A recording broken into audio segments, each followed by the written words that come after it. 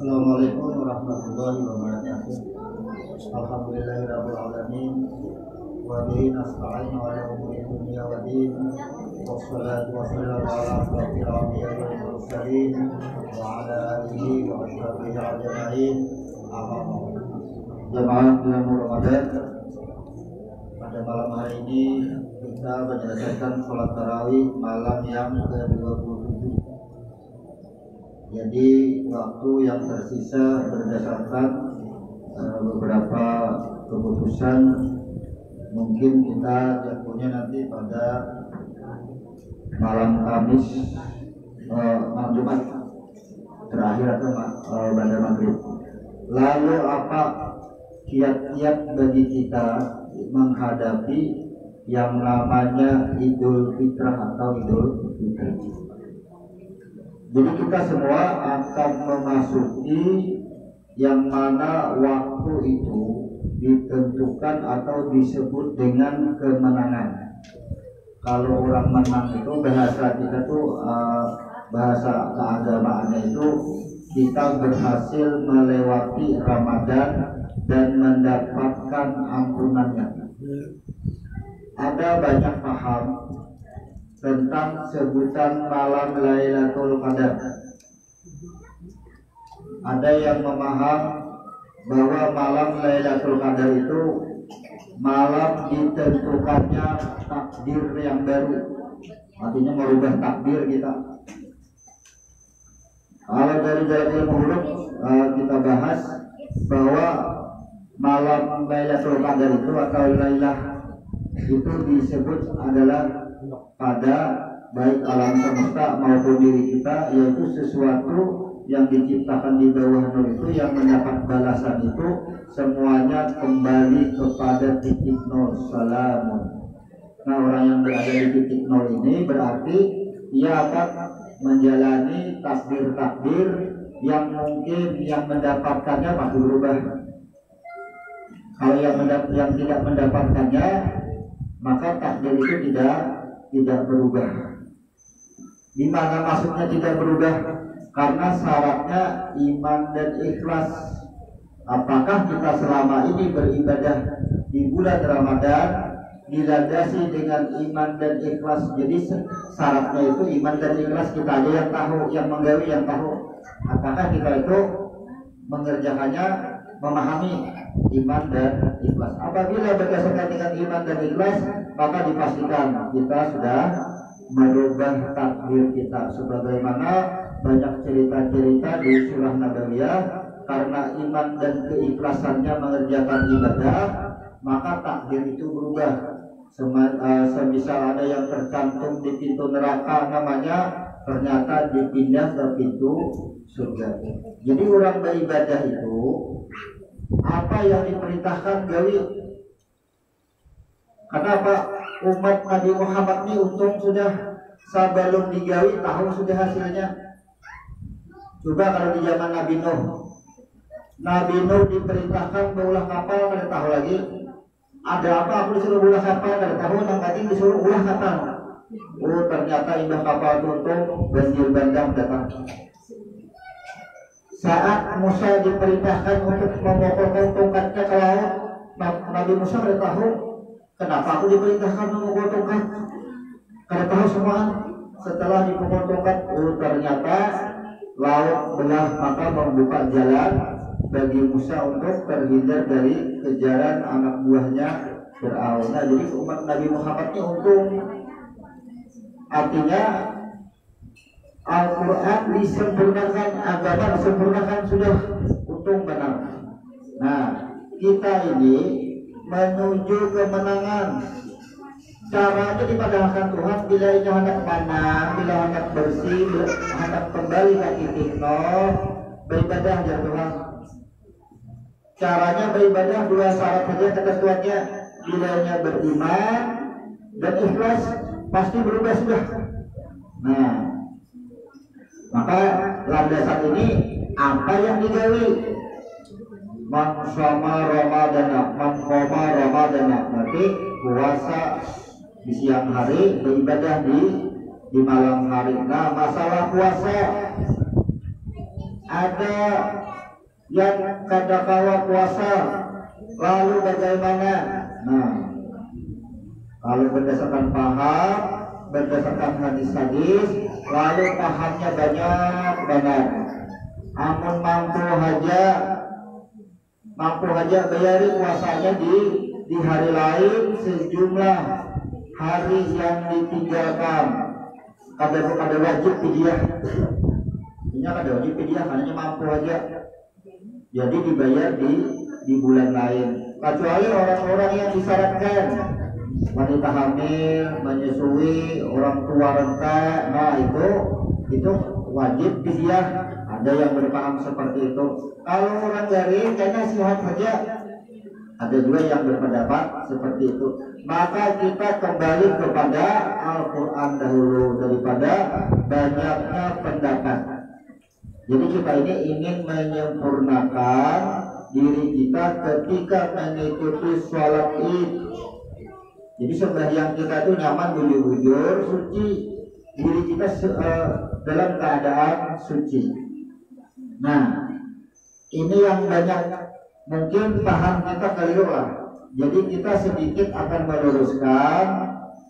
Misalnya kita pada puasa 4 hari, maka fidyahnya 1 hari. Ada yang berpendapat 1 mud, ada yang setakaran menemukan 2 telapak tangan isi beres sehari. Nah, Al-Qur'annya itu memerintahkan, Al-Quran fidyatun ta'amu miskin, artinya sehari kada puasa memberi makan 1 orang miskin. Sehari kada puasa 1 orang miskin. Bilanya 2 hari kada puasa 2 orang miskin. 3 hari kada puasa memberi makan 3 orang miskin. Menjadi masalah itu ini dipahami aja. Cuma waktu membayarnya, ini waktu membayar 4 hari kada puasa, takar beras 4 mud, tapi mandi dulu kalau itu miskin aja. Maka tadi sehari kada puasa lah 1 orang miskin, berarti 4 hari kada puasa 4 orang miskin. Nah, kekeliruannya itu pada waktu membayar. Jadi ibu-ibu yang mungkin haid atau berhalangan atau sakit, jadi kada salahnya bayar fidyah aja berdahulu sebelum tiba malam Ramadan. Bayar fidyah berdahulu. Bilanya sehari seikong orang miskin, bila 2 hari 2 ikong orang miskin. Kecuali hari ini kada puasa, esok atau malamnya orang berbukaan sudah siap cari orang miskin seikong, 2 hari langsung. Misalnya membayar ke orang miskin yang bernama A, hari ini kada puasa, hari ini bayar fidyah langsung kepada orang miskin yang bernama A. Kayaknya esok kada puasa pulang, takar pulang beras, bayar pulang kepada orang miskin yang bernama A, boleh, karena membayarnya setiap hari. Boleh. Tapi yang jadi masalah ini kan ketika 4 hari kada puasa langsung menakar beres 4 kali 4 mud, bayarnya menjulung ke 1 orang miskin. Nah, jadi dalam pelaksanaannya itu kita mantapi, kita cari ketepatannya, karena Al-Quran di sini dinyatakan 1 orang miskin. Jadi kita mengikuti adilan Al-Quran. Lalu bagaimana cara pelaksanaannya? Kepada siapa kita menyerahkannya? Kepada fakir miskin. Apa yang disebut miskin? Orang miskin itu pencahariannya cukup sehari, kadang-kadang kurang 2. Dan ini berisi alat gawian, alat pegawai berisi. Itu dikatakan miskin. Jadi takaran orang miskin itu pencahariannya itu berbayarnya baru kadanya kurangnya. Kalau fakir itu kada memiliki alat kerja, kada berisi sama sekali, disebut dengan fakir. Nah, kemudian bagaimana membayar puasa yang tahun-tahun lalu. Nih tahun lalu ada puasa kita, ada puasa. Kira-kira kalau kita menghitung nih umur 30, 40, 50. Kalau umur 50 potong masa tahanan belum balik, anggap aja masa tahanan itu. Kalau latihan anggap aja batasnya 14 tahun. Nah, berarti 50, umur 50 potong 14 tahun. Berarti berapa itu? 36 tahun. Ya lah. Berarti 36 kali puasa melalui, ya kan? 36 kali puasa. Kira-kira kalau menghitung 36 kali puasa itu dalam sebulan berapa hari yang ada puasa? Biasakan yang full sebulan kali puasa, atau kadang-kadang seminggu aja paling. Yang pertama, yang penengahan, yang terakhir dua hari misalnya kan. Ada dua yang itu puasa.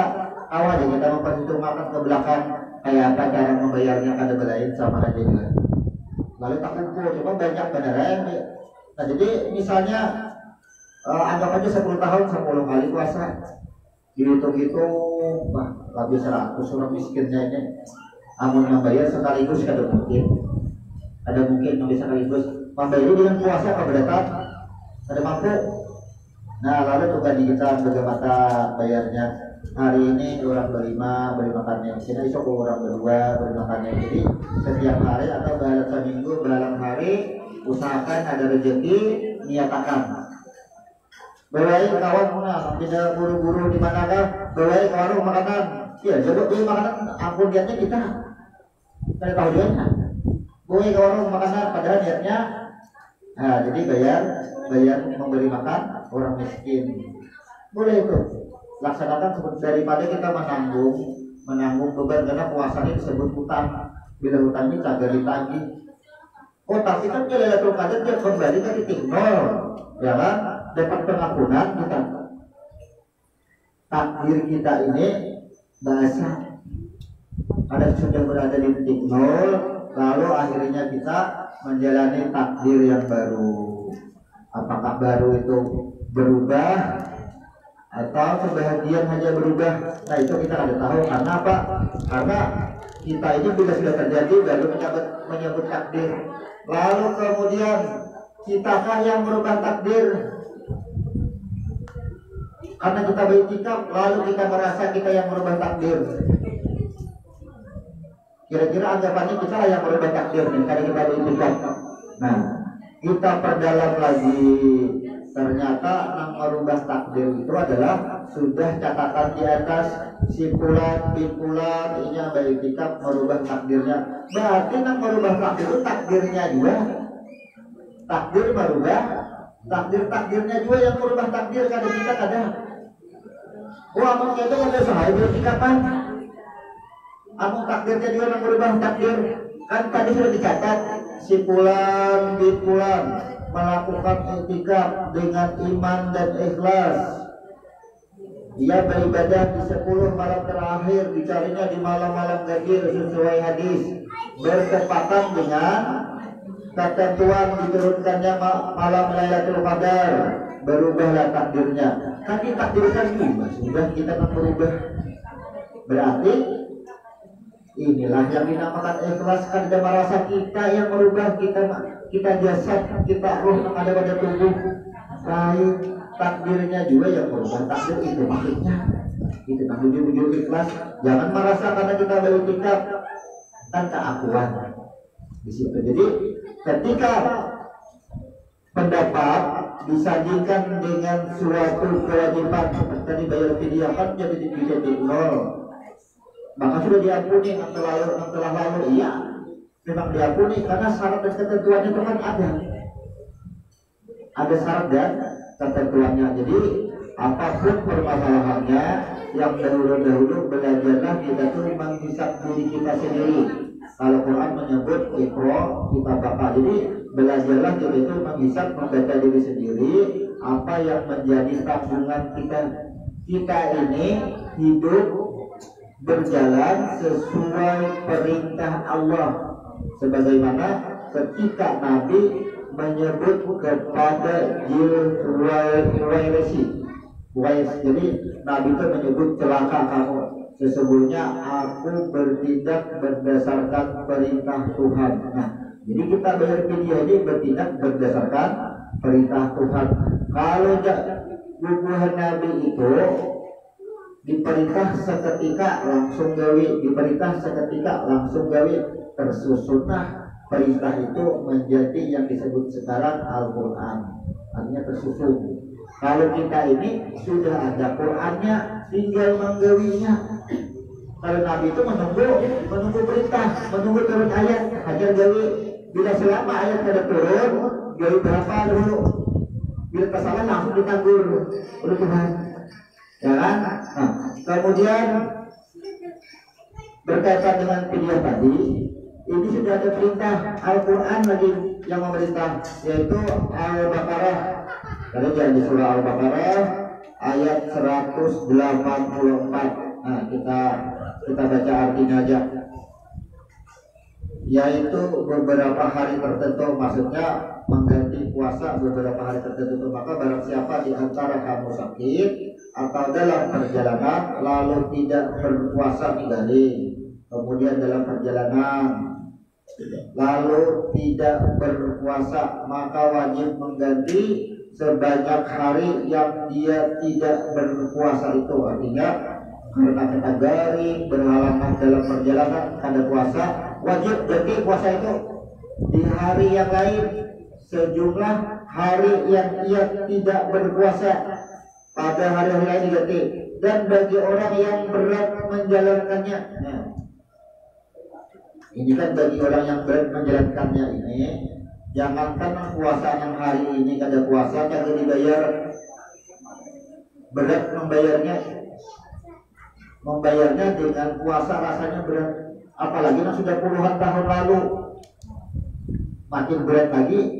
Nah, puasa di bulan ini aja membayar bulan ke depannya berat benar, apalagi yang tahun-tahun lalu, puluhan tahun lalu. Daripada menyandang kain hisabnya, daripada ini menanggung hutangnya, maka alangkah baiknya dicicil. Bayarnya ya dulu teman-teman. Ya kan? Kira tiap hari kan bawain kawan pindah ini, orang ini wajib menerima. Artinya orang ini termasuk golongan miskin, orang ini termasuk golongan fakir. Oh, hari-hari datang hari bawain ke warung, datang hari bawain ke warung, kira kan bawain ke warung.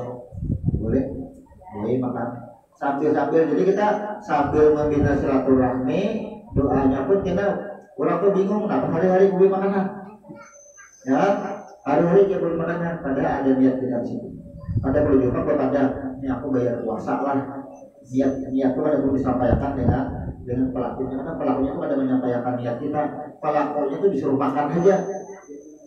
Nah, lalu dibahas dengan bagaimana ketika sejarah yang sering digembar-gemburkan kisah ketika yang melakukan jima di siang hari disuruh puasa 2 bulan kada mampu, kemudian disuruh memberi makan 60 orang miskin kada mampu juga, duitnya kada mampu juga, kemudian dijuluki Nabi kurma.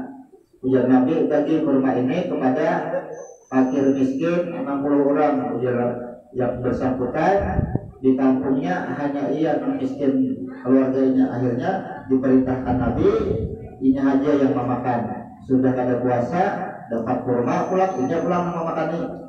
Nah, lalu bagaimana? Itu kan ruksah. Sejarah menceritakan yang miskin di kampung itu kan sidin haja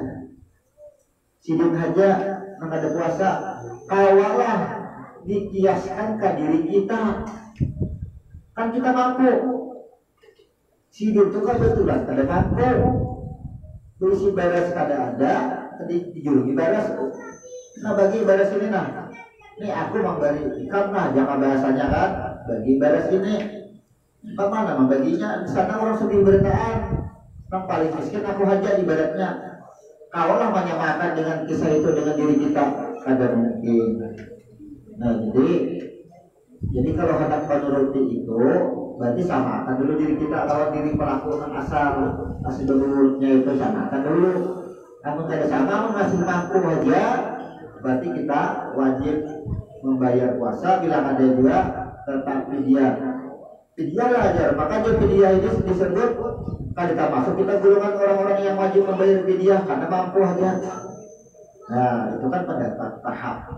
Jadi dari Quran ini bermacam-macam paham karena ini melihat kondisi orangnya mampu aja, gagah aja orangnya, sehat saja kan atau ada puasa. Nah jadi berdasarkan Al-Quran bagi yang berat padahal ia mampu berpuasa jangannya dibayari dengan puasa mampu aja tapi ia merasa berat. Kenapa ini maka dibolehkan dengan fidyah? Karena syaratnya tadi iman dan ikhlas. Amunnya bayar puasa terpaksa berarti jangan ada ikhlas. Daripada ada ikhlas kan ada nilainya fidyah. Amun fidyah nyata ikhlas benar sudah daripada puasanya.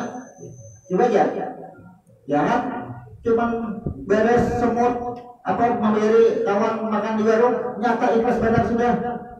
Karena syaratnya iman dan ikhlas itu dasarnya sehingga Al-Baqarah 184 ini bagi yang berat melaksanakan puasanya maka cukupkan dengan fidyah. Berat.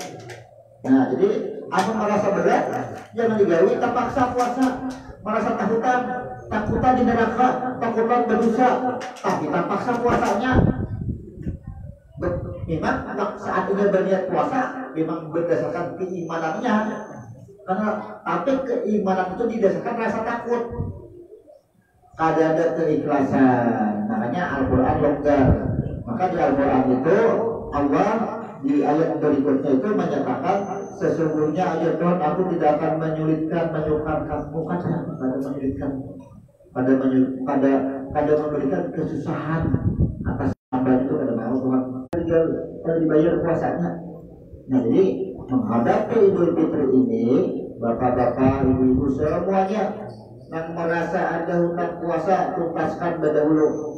Oh kayaknya habis bulan Ramadan ada keringanan hati hendak membayar dengan puasa mampu aja aku ternyata puasanya gawe puasa maka aku ya Tuhan sesungguhnya puasa itu lebih baik bagimu. Itu pula maka sudah fidyah tadi maka fidyah tadi menjadi sedekah bagi kita. Ada rugi juga nang haid nang menyusui nang hamil nang guru nang sakit tuntasakan jangan terbawa utang sampai yang hari itu jangan membawa utang, jangan membawa utang puasa bayari aja dulu bayari dengan fidyah. Karena itu kan sudah hari raya merasa mampu aja nganggur kagak guring seharian di rumah ada kegiatan aja puasa itu seorang merasakan. Kenapa? Karena kita ini memahami sudah diri yang sebenarnya diri lalu nyaman membayarnya. Amun diri tadi merasa berat jangan. Kenapa di sini? Karena di sini punya ayatnya anfusakum nafas pada roh bukan pada jasad. Jadi bila hanya pada roh, pada jasad, maka inilah sebutannya pada diri yang sebenarnya diri. Di sini kan disebutkan kata-kata anfusakum itu pada diri yang sebenarnya diri itu karena yang berpuasa sesungguhnya itu yang disebut orang kebanyakan itu ada tingkatan puasa. Ada yang disebut dengan puasa fisik, ada disebut dengan puasa roh. Puasa roh itu artinya yang sebenarnya puasa yang diri yang menggawi puasanya, yang menahan jiwa, menahan pikiran, yang disebut otak jangan mengendalikan hawa nafsu. Nah itu puasa lahir batin jaga bahasa kita puasa lahir batin kadar fisiknya aja yang puasa. Makanya banyak keringanan untuk kita.